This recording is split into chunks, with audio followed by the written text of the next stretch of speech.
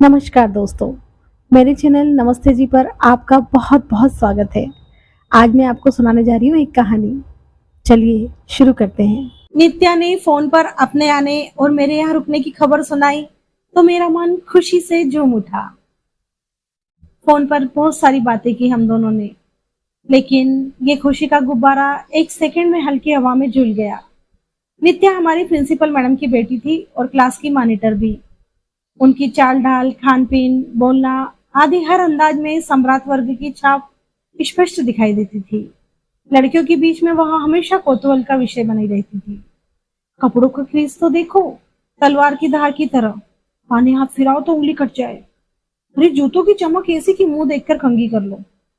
अरे मैंने तो सुना है घर में समय की इतनी पाबंदी है कि आसपास के लोग इनके क्रियाकलापों को देखकर घड़ियां मिलाते हैं। घर में खाने पीने, उठने बैठने, सोने के अलावा किस बात पर कितना मुस्कुराना है, इसके भी नियम बने हुए हैं। इनका कुक कह रहा था, इनका बस चले तो ये रोटी भी छुरी कांटे से काट कर खाएं। जितने मुंह उतनी बातें। अपनी माँ की तरह बेहद कड़क, चुस्त और अनुशासन प्रिय थी नित्या। नित्या से क्लास की सारी लड़कियां प्रभावित थी और उससे दोस्ती करने के लिए ललायत भी रहती थी। पढ़ाई में अच्छी होने के कारण मैं उसकी गुड लिस्ट में थी। अलग अलग क्षेत्र में चले जाने के बाद भी सोशल साइट पर हमारा संपर्क हमेशा बना रहा। मैं अपने आप को बहुत खुशकिस्मत मानती थी कि वह मुझे इस योग्य समझती है कि प्रारंभिक हाय हेलो ही सही, पर उसने मुझसे संपर्क बनाए रखा। यहाँ तक कि उसने अपनी शादी में भी मुझे बुलाया। यह बात अलग है कि मैं जा नहीं पाई। बाद में मुझे पता चला कि उसकी शादी किसी आर्मी ऑफिसर से हो गई है। शाम मिलाए जोड़ी। कुछ समय बाद मेरी भी शादी तय हो गई थी, लेकिन मैंने न जाने क्या गलत किया कि उसे कार्ड ही नहीं भेजा। फिर भी उसने सोशल साइट पर मुझे बिना किसी शिकायत के बधाई संदेश भेजा था। आज मैं समझ रही थी कि मैंने उसे कार्ड क्यों नहीं भेजा। दरअसल आज ही की तरह तब भी मैं उसे सावंत से मिलवाने से कतरा रही थी। सावंत मेरे पति दिल के बहुत अच्छे होते हुए भी जरा देसी टाइप के हैं। कहीं भी पांव पसार कर बैठ जाना, हो करके मुंह तोड़कर हंसना, बात बात में चुटकुले सुनाना, हंसी मजाक करना, कुछ भी पहन लेना, कहीं भी कुछ भी खा पी लाना जैसे आदतें। यदि उनको सादा जीवन उच्च विचार प्रकट करता है तो कुछ क्लासी लोगों को फुहड़ता और गंवार पर नजर आता है उनमें। और नित्या की गणना में निस्संदेह उन क्लासी लोगों में ही करना पसंद करूंगी। क्या बात है जाने मन, किसका फोन था जिसे सुनते ही तुम इतनी गहरी सोच में डूब गई हो? कोई पुराना आशिक? आदत से मजबूर सावंत हंसी मजाक का कोई मौका नहीं छोड़ते। उन्हें ऑफिस जाने के लिए तैयार देखकर मैंने उनका ऊपर से नीचे तक निरीक्षण किया। ये क्या, चप्पल पहनकर ऑफिस जा रहे हैं? हाँ तो क्या हुआ, नहीं है? अभी पिछले महीने तो खरीदी थी, याद है ना, पूरे 700 रुपए की आई थी। पर है तो चप्पल ही ना, कम से कम ऑफिस तो जूते पहनकर जाया कीजिए। सावंत बदलने चले गए। मैं फिर सोच में डूब गई। अब ऐसे में कैसे इन्हें नित्या से मिलवाऊंगी? मैं कसमसा रही थी। आप अगले सप्ताह यहीं हैं या कहीं टूर पर जा रहे हैं? मैंने स्वर को भरसक कोमल बनाते हुए पूछा। उम्मीद थी शायद वे तब टूर पर हों। यहीं हूँ, कुछ काम है? नहीं, दरअसल मेरी सहेली नित्या यहाँ किसी शादी में भाग लेने आ रही है, हमारे यहाँ ही रुकेगी। मेरे मुंह से सच्चाई निकल गई। ओह, तो इसीलिए परेशान हो रही हो कि उसे लेने कौन जाएगा, आओ भगत कौन करेगा? अरे पापा, मैं सब संभाल लूंगा। तुम बस लिस्ट बना के दे दो कि क्या क्या लाना है और क्या क्या काम करना है। अपने सहज निश्चल स्वभाव से वशीभूत सावंत पूरी तरह से प्रसन्न होकर बोल रहे थे और मैं मन ही मन पानी हो रही थी। कितना सरल और सहयोगी मन है इनका, और मैं ऐसे पति पर गर्व करने की बजाय लज्जित हो रही हूँ। सावंत को विदा करके भी मन चिंता मुक्त नहीं हो पाया था। इतने सम्राट परिवार की नित्या यदि मुझे अपनी मेजबानी का अवसर दे रही है तो मुझे भी उसके पहलुओं पर खरा उतरना चाहिए। नियत दिन सावंत के संग धड़कते दिल से मैं उसे लेने एयरपोर्ट पहुंची थी। आंखों पर महंगे सनग्लासेस, चुस्त जींस, लहराते बाल, बड़ा सा महंगा हैंडबैग और ऊंची हिल में ठसक से आती नित्या को मैंने दूर से ही पहचान लिया था। धन्यवाद सोशल साइट्स का, ये तो जन्म से बिछड़ों को मिलाती है। फिर हम तो पूरी स्कूल लाइफ साथ में जुड़े हुए थे। मैंने नित्या की ओर इशारा करके हाथ हिलाया तो साथ आते सावंत हैरानी से उसे देखने लगे। मेरा दिल एक बार फिर खराब हो गया और फिर जोरों से धक धक करने लगा था कि नित्या जाने क्या इंप्रेशन लेकर लौटने वाली है। खैर, रास्ता आराम से कटेगा। ड्राइविंग करते समय सावंत नित्या को रास्ते में आने वाले प्रसिद्ध स्थानों के बारे में बता रहे थे और वह भी पूरी रुचि से उनसे संबंधित सवाल जवाब करती रही। सावंत का सामान्य ज्ञान देखकर मैं स्वयं आश्चर्यचकित थी। इतनी जानकारी तो मुझे भी नहीं थी। मेजर साहब नहीं आए? वे आते तो हमें और अच्छा लगता। मैंने कहा, अशोक ज्यादातर ड्यूटी पर ही तैनात रहते हैं। सारे सोशल ऑब्लिगेशंस मुझे निपटाने होते हैं और यह भी तो ससुराल की शादी है। मेरे सास ससुर तो 4 दिन पहले ही पहुंच चुके हैं, पर मैंने भी कह दिया कि मैं तो सेम डे ही पहुंचूंगी और रहूंगी भी अपनी फ्रेंड के यहाँ। मुझे भीड़ भाड़ में घुटन होती है और शादी के बाद आराम से 3-4 दिन दिल्ली घूमकर ही लौटूंगी। मैंने मन ही मन ये 3-4 दिन सकुशल निपट जाने की प्रार्थना की। 2 दिन के प्रवास में ही मैंने देख लिया कि शादी के बाद नित्या में यदि कोई परिवर्तन आया था तो वह यह कि वह पहले से ज्यादा स्मार्ट और सलीकेदार हो गई थी। छोटे से वाक्य में ढेर सारे अंग्रेजी शब्द, सदा हुआ उच्चारण, धीमा स्वर, नपीतुली मुस्कुराहट, निशब्द खाना पीना उसके व्यक्तित्व के चारों ओर एक प्रभावी ऑरा बना रहा था। मैं फिर से उसके सम्मोहन में डूबने ही लगी थी कि सावंत के ठाके की आवाज से चौंक उठी। वे दोस्त से मोबाइल पर सप्तम स्वर में बतिया रहे थे। अबे तू घर पर तो आ, तुझे तेरी पसंद का ठेठ देसी खाना अपने हाथों से बनाकर खिलाता हूँ। हाँ हाँ, दिल्ली भी घुमा दूंगा। फोन बंद कर वे हमारी ओर पलटे।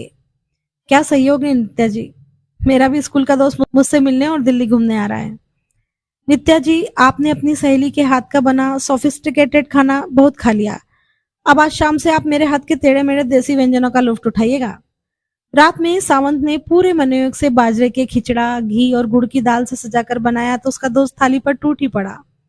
नित्या ने नजाकत से घी अलग करते हुए अपने चम्मच से खिचड़ा भरना चाहा तो सावंत ने टोक दिया। नित्या जी, देसी खाना देसी तरीके से खाए जाने पर ही स्वाद देता है। कहते हुए वे हाथ से घी गुड़ मिलाकर गरम गरम कोल गरी के नीचे उतारने लगे। मेरे आश्चर्य का ठिकाना न रहा जब मैंने नित्या को भी तत्परता से उनका अनुसरण करते देखा। उत्साहित सावंत उन्हें हाथ से खाने के फायदे गिनाने लगे।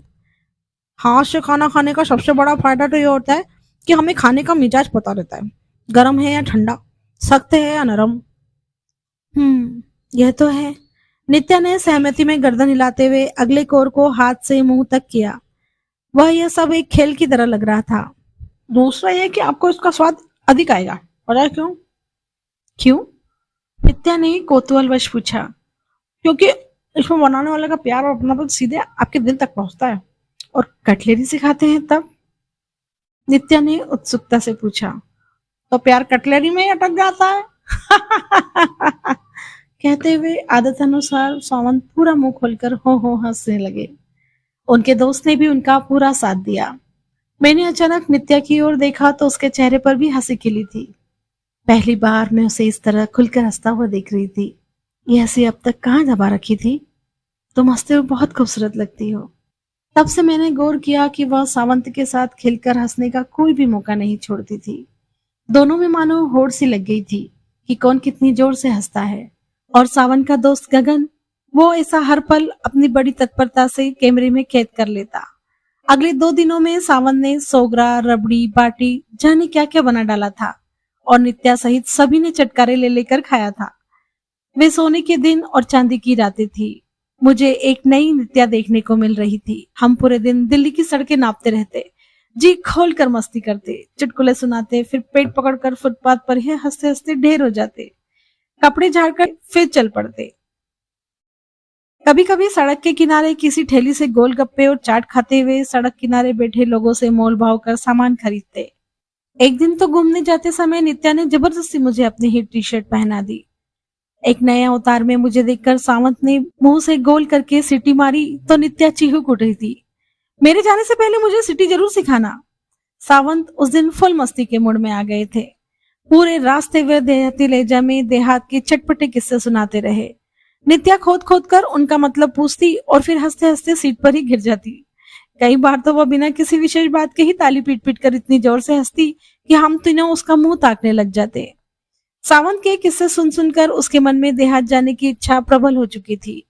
आप अगली बार जब भी चाहे हम निश्चित रूप से आपको अपने गांव ले जाएंगे, सावंत ने वादा किया। लौटते समय मैंने देखा नित्या उदास सी हो गई थी। घर लौटते ही थकान के बावजूद सावंत हमेशा की तरह आज का डिनर मेनू घेर सांगरी तैयार करने के लिए रसोई में घुस गए थे। गगन भी उनकी मदद करने को रसोई तक पहुंचा था। अक्सर सीखने के उद्देश्य से नित्या भी रसोई में पहुंच जाती थी, पर आज वह खिड़कियों के पास बैठ गई तो मुझसे रहा नहीं गया। घर की याद सता रही है, कल तो जा ही रही हो, इसीलिए तो उदास हूं। घर के मायने तो यहाँ आकर समझी हूँ, जहां बेतकल्लुफ ही हो, अपनापन हो, प्यार हो, साझा भाव हो। वह चार दीवारी घर कहलाने लायक होती है, जहां इंसान को बोलने से पहले 10 बार सोचना, खाने से पहले टेबल कुर्सी, खतरनाक छुरी कांटे आदि शस्त्रों से लैस होना, हर पल एटीट्यूड। वो घर कहाँ है? वो घर नहीं होता, वो तो कैद खाना हुआ ना। मैंने तो बचपन से जो सख्ती, अनुशासन, अदब कायदे अपने घर में देखे, शादी के बाद वही ससुराल में देखे। मैं तो भूल ही गई थी कि मुखौटे के नीचे मेरा कोई असली चेहरा भी है। मेरा असली चेहरा तो मुझे यहाँ तुम लोगों के बीच देखने को मिला। नित्या गगन द्वारा खींची हुई अपनी हंसती हुई फोटो मोबाइल में देखने लगी। जानती हो मैं इतना क्यों हंस रही हूं? अंदर जब कुछ पिघलता नहीं है ना, तो या तो उन्मुक्त हंसी के रूप में फूटता है या आंसुओं में। मैं तुम सभी को अपने आने का निमंत्रण जरूर देना चाहती, पर मैं दूंगी नहीं, क्योंकि वो लोग तुम लोगों को इतने खुले दिल से और अपने नहीं अपना पाएंगे, ना तुम लोग वहां सहज महसूस कर पाओगे। फिर भी एक फेवर चाहती हूँ। उसने मेरा हाथ पकड़ा तो मैंने सहमति से सिर हिलाया। साल में एक बार मुझे यहाँ आने की इजाजत दोगी? यहाँ से कुछ ताजा सांसें भर कर लौटूंगी तो घुटन भरे माहौल में जीना आसान हो जाएगा। अपनी बात खत्म करते करते नित्या की आंखें छलक उठी। आज शायद अंदर का लावा आंसू के रूप में फूट पड़ा था। रसोई से बाहर आते सावंत बिना बताए ही सारा नजारा भाग चुके थे। वातावरण को हल्का बनाने की गरज से बोलते हुए कहने लगे, नित्या मैडम, बस आज आपको इस बंदे की एक डिश और झेलना पड़ेगी। नित्या खिलखिला गई तो मेरे दिल में सावंत के लिए अनगिनत जल तरंगे हिलोरे लेने लगी। मन किया उन्हें अपनी बाहों में भींच लूं, और एकांत मिलते ही मैंने ऐसा किया भी। प्रत्युत्तर में सावंत के चेहरे पर प्रश्नवाचक मासूमियत भरी मुस्कान थी, जो मुझसे पूछ रही थी, ये बिन बदरा बरसात क्यों? धन्यवाद दोस्तों, फिर मिलते हैं एक नई कहानी के साथ। अगर आपको मेरी कहानी पसंद आई हो तो लाइक, शेयर और मेरे चैनल नमस्ते जी को सब्सक्राइब जरूर करें और साथ ही बेल आइकन जरूर दबाएं, ताकि मेरी कहानियां आप तक पहुंचती रहें। धन्यवाद।